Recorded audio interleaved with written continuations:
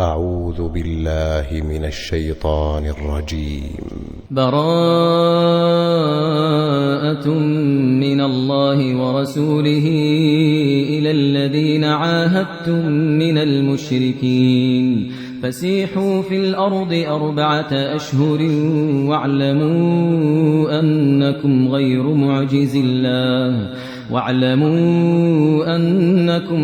معجز الله وأن الله مخزي الكافرين. وأذان من الله ورسوله إلى الناس يوم الحج الأكبر أن الله بريء من المشركين ورسوله فإن تبتم فهو خير لكم وإن توليتم فاعلموا أنكم غير معجز الله وبشر الذين كفروا بعذاب أليم. إلا الذين عاهدتم من المشركين ثم لم ينقصوكم شيئا ولم يظاهروا عليكم أحدا فأتموا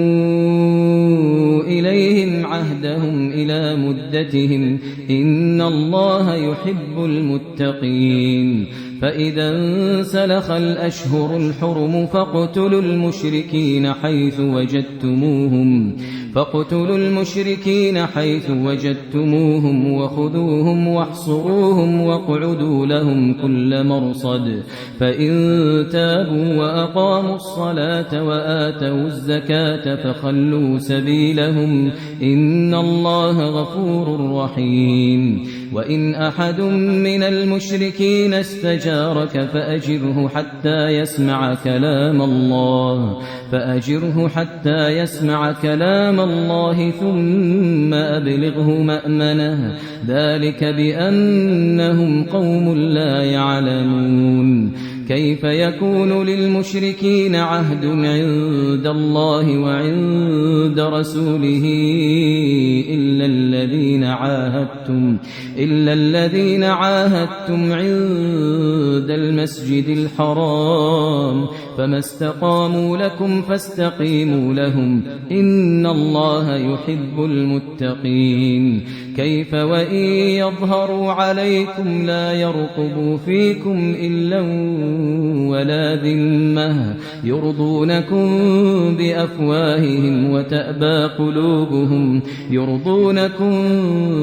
بأفواههم وتأبى قلوبهم وأكثرهم فاسقون. اشتروا بآيات الله ثمنا قليلا فصدوا عن سبيله إنهم ساء ما كانوا يعملون. لا يرقبون في مؤمن إلا ولا ذمة وأولئك هم المعتدون. فإن تابوا وأقاموا الصلاة وآتوا الزكاة فإخوانكم في الدين ونفصل الآيات لقوم يعلمون. وإن نكثوا أيمانهم من بعد عهدهم وطعنوا في دينكم فقاتلوا أئمة الكفر إنهم لا أيمان لهم لعلهم ينتهون. ألا تقاتلون قوما نكثوا أيمانهم وهموا بإخراج الرسول وهم بدؤوكم أول مرة أتخشونهم فالله أحق أن تخشوه إن كنتم مؤمنين. قاتلوهم يعذبهم الله بأيديكم ويخزهم وينصركم عليهم ويشف صدور قوم مؤمنين ويذهب غيظ قلوبهم ويتوب الله على من يشاء والله عليم حكيم. أم حسبتم أن تتركوا ولما يعلم الله الذين جاهدوا منكم ولم يتخذوا من دون الله ولا رسوله ولا المؤمنين وليجة والله خبير بما تعملون ما كان للمشركين أن يعمروا مساجد الله شاهدين على أنفسهم بالكفر أولئك حبطت أعمالهم وفي النار هم خالدون إنما يعمر مساجد الله من آمن بالله واليوم الآخر وأقام الصلاة وآتى الزكاة ولم يخش إلا الله فعسى أولئك أن يكونوا من المهتدين أجعلتم سقاية الحاج وعمارة المسجد الحرام كمن آمن بالله واليوم الآخر وجاهد في سبيل الله لا يستوون عند الله والله لا يهدي القوم الظالمين الذين آمنوا وهاجروا وجاهدوا في سبيل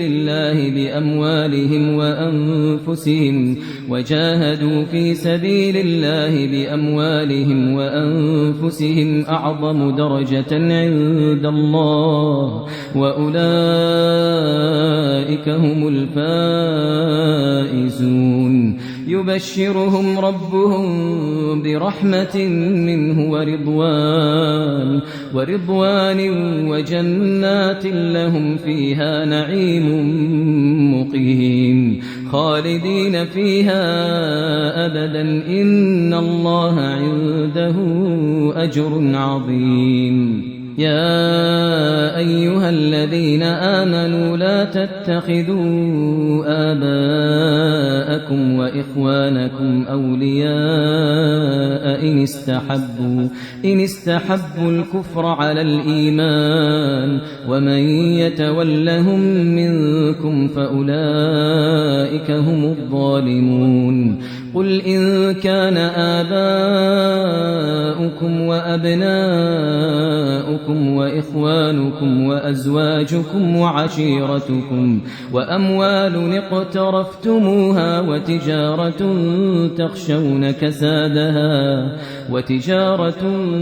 تخشون كسادها ومساكن ترضونها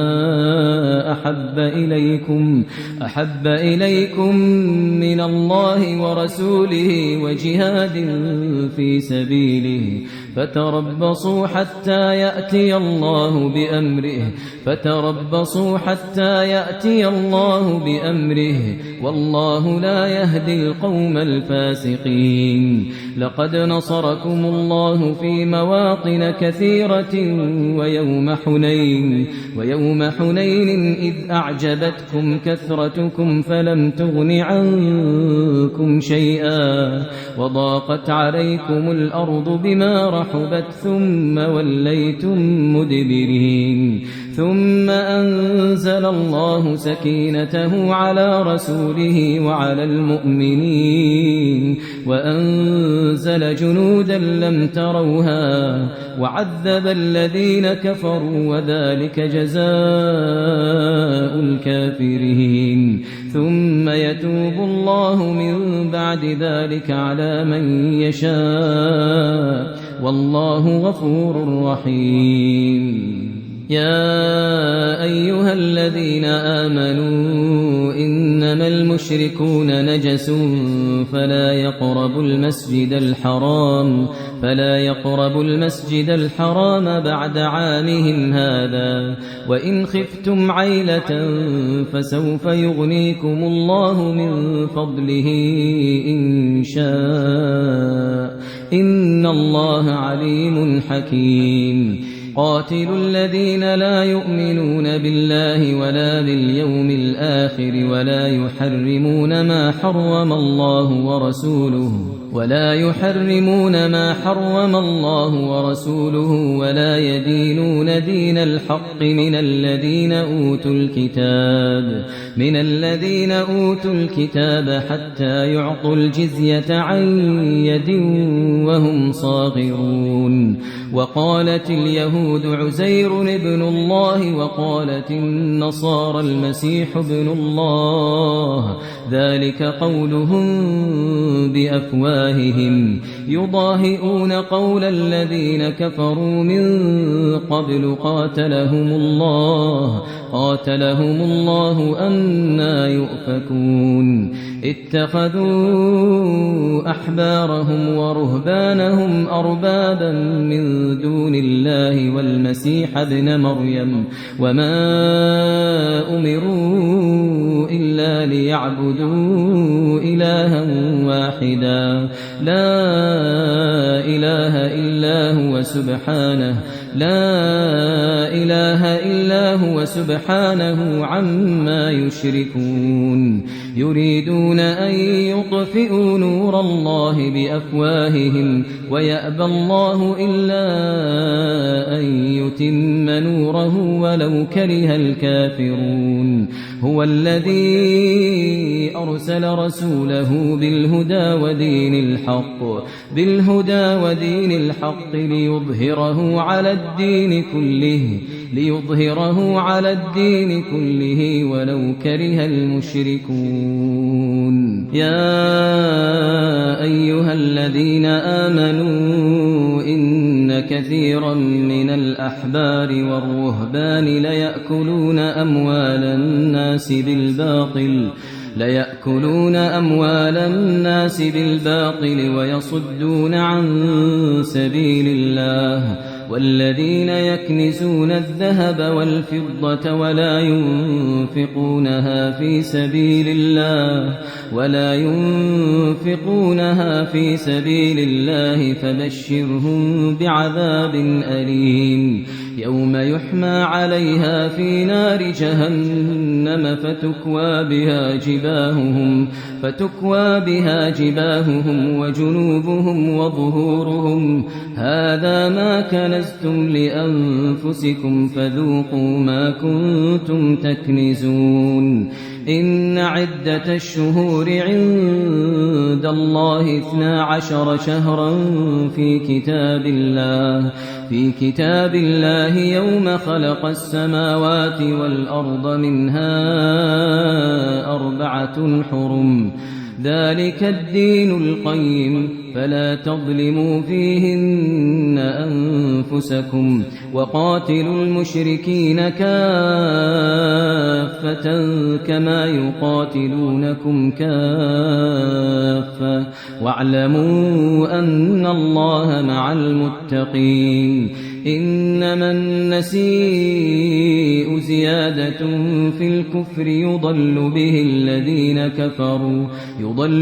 الذين كفروا يحلونه عاما ويحرمونه عاما ليواطئوا عدة ما حرم الله فيحلوا ما حرم الله. زين لهم سوء أعمالهم والله لا يهدي القوم الكافرين. يا أيها الذين آمنوا ما لكم إذا قيل لكم انفروا في سبيل الله اثاقلتم إلى الأرض أرضيتم بالحياة الدنيا من الآخرة فما متاع الحياة الدنيا في الآخرة إلا قليل. إلا تنفروا يعذبكم عذابا أليما ويستبدل قوما غيركم ولا تضروه شيئا والله على كل شيء قدير. إلا تنصروه فقد نصره الله إذ أخرجه الذين كفروا ثاني اثنين إذ هما في الغار إذ يقول لصاحبه لا تحزن إن الله معنا فأنزل الله سكينته عليه وأيده بجنود لم تروها وجعل كلمة الذين كفروا السفلى وكلمة الله هي العليا والله عزيز حكيم انفروا خفافا وثقالا وجاهدوا بأموالكم وأنفسكم في سبيل الله ذلكم خير لكم إن كنتم تعلمون لو كان عرضا قريبا وسفرا قاصدا لاتبعوك ولكن بعدت عليهم الشقة وسيحلفون بالله لو استطعنا لخرجنا معكم يهلكون أنفسهم والله يعلم إنهم لكاذبون عفى الله عنك لم أذنت لهم حتى يتبين لك الذين صدقوا وتعلم الكاذبين لا يستأذنك الذين يؤمنون بالله واليوم الآخر أن يجاهدوا بأموالهم وأنفسهم والله عليم بالمتقين إنما يستأذنك الذين لا يؤمنون بالله واليوم الآخر وارتابت قلوبهم فهم في ريبهم يترددون ولو أرادوا الخروج لأعدوا له عدة ولكن كره الله بعاثهم فثبطهم وقيل اقعدوا مع القاعدين لو خرجوا فيكم ما زادوكم إلا خبالا ولأوضعوا خلالكم يبغونكم الفتنة وفيكم سماعون لهم والله عليم بالظالمين لقد ابتغوا الفتنة من قبل وقلبوا لك الأمور حتى جاء الحق وظهر أمر الله وهم كارهون ومنهم من يقول ائذن لي ولا تفتني ألا في الفتنة سقطوا وإن جهنم لمحيطة بالكافرين إن تصبك حسنة تسؤهم وإن تصبك مصيبة يقولوا قد أخذنا أمرنا من قبل ويتولوا وهم فرحون قل لن يصيبنا إلا ما كتب الله لنا هو مولانا وعلى الله فليتوكل المؤمنون قل هل تربصون بنا إلا إحدى الحسنيين عنه نتربص بكم أن يصيبكم الله بعذاب من عنده أو بأيدينا فتربصوا إنا معكم متربصون قل أنفقوا طوعا أو كرها لن يتقبل منكم إنكم كنتم قوما فاسقين وما منعهم أن تقبل منهم نفقاتهم إلا أنهم كفروا بالله وبرسوله ولا يأتون الصلاة إلا وهم كسالى ولا ينفقون إلا وهم كارهون فلا تعجبك أموالهم ولا أولادهم إنما يريد الله ليعذبهم بها في الحياة الدنيا وتزهق أنفسهم وهم كافرون ويحلفون بالله إنهم لمنكم وما هم منكم ولكنهم قوم يفرقون لو يجدون ملجأ أو مغارات أو مدخلا لولوا إليه وهم يجمحون ومنهم من يلمزك في الصدقات فإن أعطوا منها رضوا وإن لم يعطوا منها إذا هم يسخطون ولو أنهم رضوا ما آتاهم الله ورسوله وقالوا حسبنا الله سيؤتينا الله من فضله ورسوله إنا إلى الله راغبون إنما الصدقات للفقراء والمساكين والعاملين عليها والمؤلفة قلوبهم وفي الرقاب والغارمين وفي سبيل الله وابن السبيل فريضة من الله والله عليم حكيم ومنهم الذين يؤذون النبي ويقولون هو أذن قل أذن خير لكم يؤمن بالله ويؤمن للمؤمنين ورحمة للذين آمنوا منكم والذين يؤذون رسول الله لهم عذاب أليم يحلفون بالله لكم ليرضوكم والله ورسوله أحق أن يرضوه إن كانوا مؤمنين ألم يعلموا أنه من يحادد الله ورسوله فأن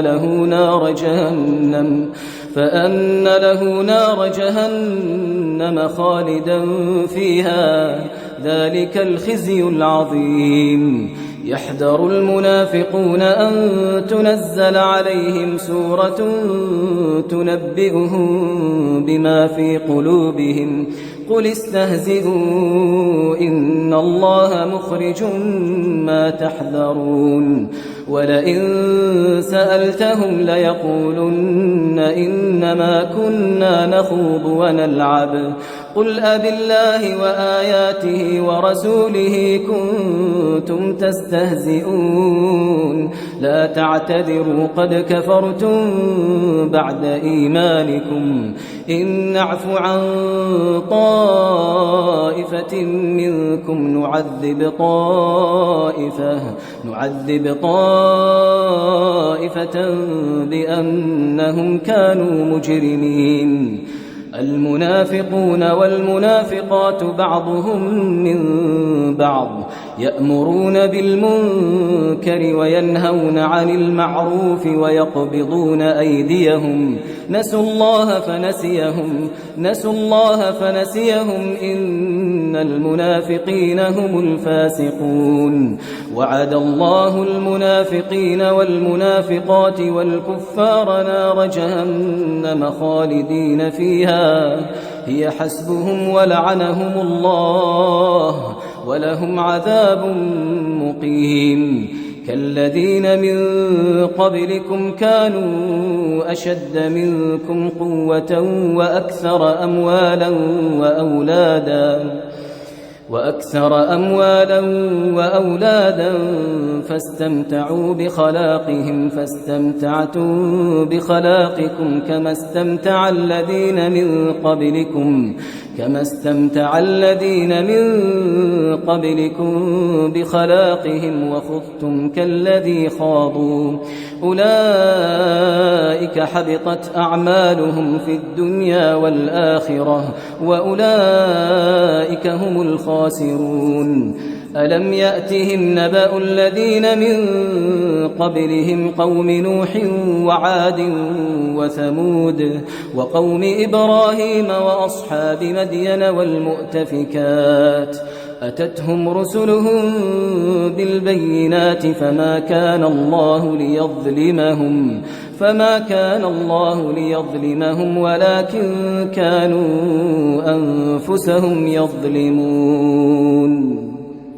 والمؤمنون والمؤمنات بعضهم أولياء بعض يأمرون بالمعروف وينهون عن المنكر ويقيمون الصلاة ويؤتون الزكاة ويطيعون الله ورسوله أولئك سيرحمهم الله إن الله عزيز حكيم وعد الله المؤمنين والمؤمنات جنات تجري من تحتها الأنهار خالدين فيها ومساكن طيبة في جنات عدن ورضوان من الله أكبر ذلك هو الفوز العظيم يا أيها النبي جاهد الكفار والمنافقين واغلظ عليهم ومأواهم جهنم وبئس المصير يحلفون بالله ما قالوا ولقد قالوا كلمة الكفر وكفروا بعد إسلامهم وهموا بما لم ينالوا وما نقموا إلا أن أغناهم الله ورسوله من فضله فإن يتوبوا يك خيرا لهم وإن يتولوا يعذبهم الله عذابا أليما في الدنيا والآخرة وما لهم في الأرض من ولي ولا نصير ومنهم من عاهد الله لئن آتانا من فضله لنصدقن ولنكونن من الصالحين فلما آتاهم من فضله بخلوا به وتولوا وهم معرضون فأعقبهم نفاقا في قلوبهم إلى يوم يلقونه بما أخلفوا الله ما وعدوه وبما كانوا يكذبون ألم يعلموا أن الله يعلم سرهم ونجواهم وأن الله علام الغيوب الذين يلمزون المطوعين من المؤمنين في الصدقات والذين لا يجدون إلا جهدهم فيسخرون منهم سخر الله منهم ولهم عذاب أليم استغفر لهم أو لا تستغفر لهم إن تستغفر لهم 70 مرة فلن يغفر الله لهم ذلك بأنهم كفروا بالله ورسوله والله لا يهدي القوم الفاسقين فرح المخلفون بمقعدهم خلاف رسول الله وكرهوا أن يجاهدوا بأموالهم وأنفسهم في سبيل الله وقالوا لا تنفروا في الحر قل نار جهنم أشد حرا لو كانوا يفقهون فليضحكوا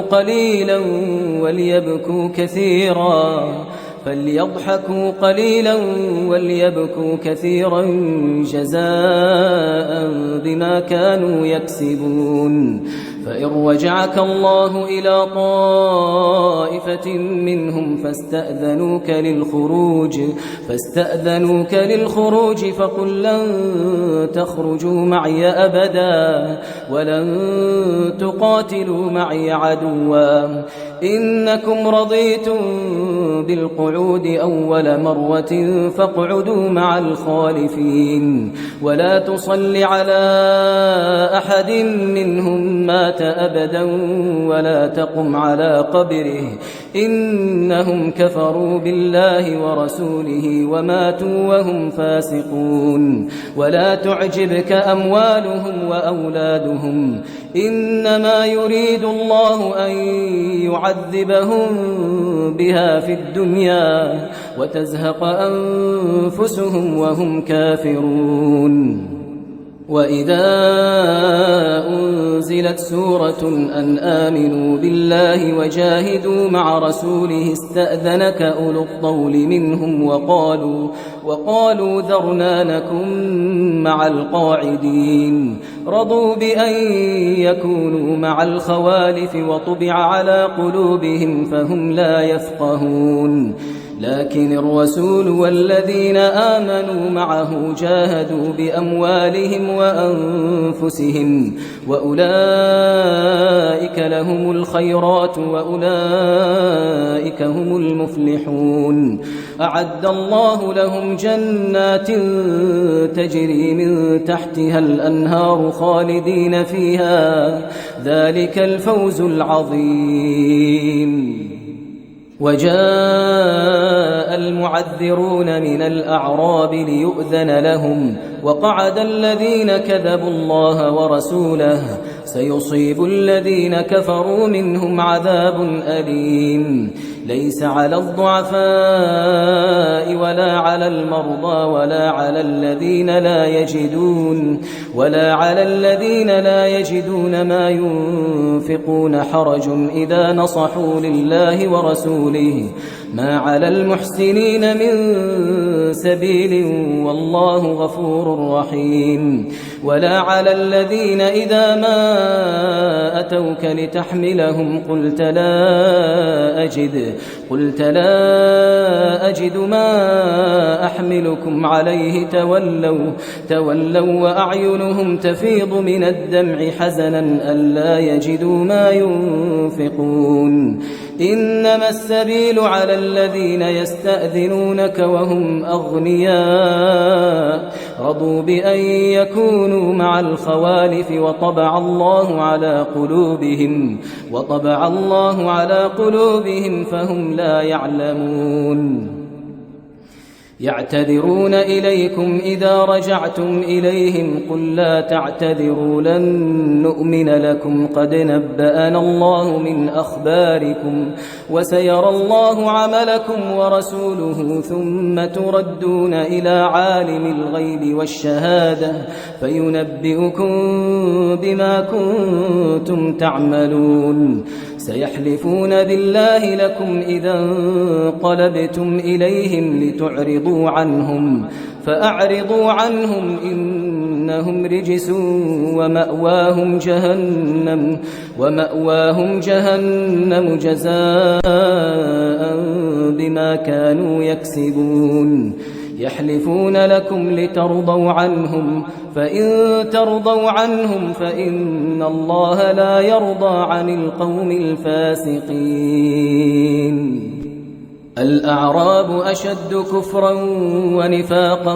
وأجدر ألا يعلموا حدود ما أنزل الله على رسوله والله عليم حكيم ومن الأعراب من يتخذ ما ينفق مغرما ويتربص بكم الدوائر عليهم دائرة السوء والله سميع عليم ومن الأعراب من يؤمن بالله واليوم الآخر ويتخذ ما ينفق قربات عند الله وصلوات الرسول ألا إنها قربة لهم سيدخلهم الله في رحمته إن الله غفور رحيم والسابقون الأولون من المهاجرين والأنصار والذين اتبعوهم بإحسان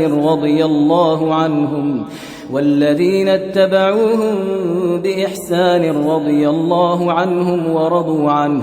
وأعد لهم جنات تجري تحتها الأنهار خالدين فيها أبدا ذلك الفوز العظيم وممن حولكم من الأعراب منافقون ومن أهل المدينة مردوا على النفاق لا تعلمهم نحن نعلمهم سنعذبهم مرتين ثم يردون إلى عذاب عظيم وآخرون اعترفوا بذنوبهم خلطوا عملا صالحا وآخر سيئا عسى الله أن يتوب عليهم إن الله غفور رحيم خذ من أموالهم صدقة تطهرهم وتزكيهم بها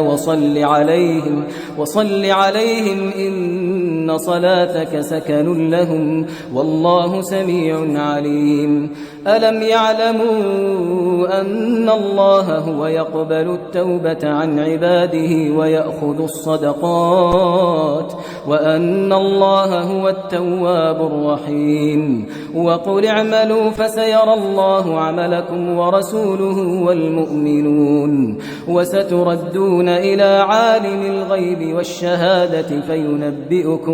فينبئكم بما كنتم تعملون وآخرون مرجون لأمر الله إما يعذبهم وإما يتوب عليهم والله عليم حكيم والذين اتخذوا مسجدا ضرارا وكفرا وتفريقا بين المؤمنين وإرصادا لمن حارب الله ورسوله من قبل وليحلفن إن أردنا إلا الحسنى والله يشهد إنهم لكاذبون لا تقم فيه أبدا لمسجد أسس على التقوى من أول يوم أحق أن تقوم فيه رجال يحبون أن يتطهروا والله يحب المطهرين أفمن أسس بنيانه على تقوى من الله ورضوان خير أم من أسس بنيانه على شفا جرف هار فانهار به في نار جهنم والله لا يهدي القوم الظالمين لا يزال بنيانهم الذي بنوا ريبة في قلوبهم إلا أن تقطع قلوبهم والله عليم حكيم إن الله اشترى من المؤمنين أنفسهم وأموالهم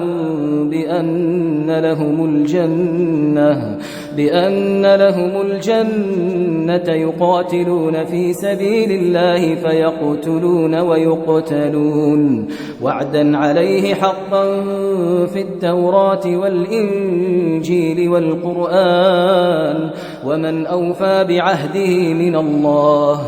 ومن أوفى بعهده من الله فاستبشروا ببيعكم الذي بايعتم به وذلك هو الفوز العظيم التائبون العابدون الحامدون السائحون الراكعون الساجدون الآمرون بالمعروف والناهون عن المنكر والحافظون لحدود الله وبشر المؤمنين ما كان للنبي والذين آمنوا أن يستغفروا للمشركين ولو كانوا أولي قربى من بعد ما تبين لهم أنهم أصحاب الجحيم وما كان استغفار إبراهيم لأبيه إلا عن موعدة وعدها إياه فلما تبين له أنه عدو لله تبرأ منه إن إبراهيم لأواه حليم وما كان الله ليضل قوما بعد إذ هداهم حتى يبين لهم ما يتقون إن الله بكل شيء عليم إن الله له ملك السماوات والأرض يحيي ويميت وما لكم من دون الله من ولي ولا نصير لقد تاب الله على النبي والمهاجرين والأنصار الذين اتبعوه في ساعة العسرة الذين اتبعوه في ساعة العسرة من بعد ما كاد يزيغ قلوب فريق منهم ثم تاب عليهم إنه بهم رءوف رحيم وعلى الثلاثة الذين خلفوا حتى إذا ضاقت عليهم الأرض بما رحبت وضاقت عليهم أنفسهم وظنوا أن لا ملجأ من الله إلا إليه ثم تاب عليهم ليتوبوا إن الله هو التواب الرحيم يا أيها الذين آمنوا اتقوا الله وكونوا مع الصادقين ما كان لأهل المدينة ومن حولهم من الأعراب أن يتخلفوا عن رسول الله ولا يرغبوا بأنفسهم عن نفسه ذلك بأنهم لا يصيبهم ظمأ ولا نصب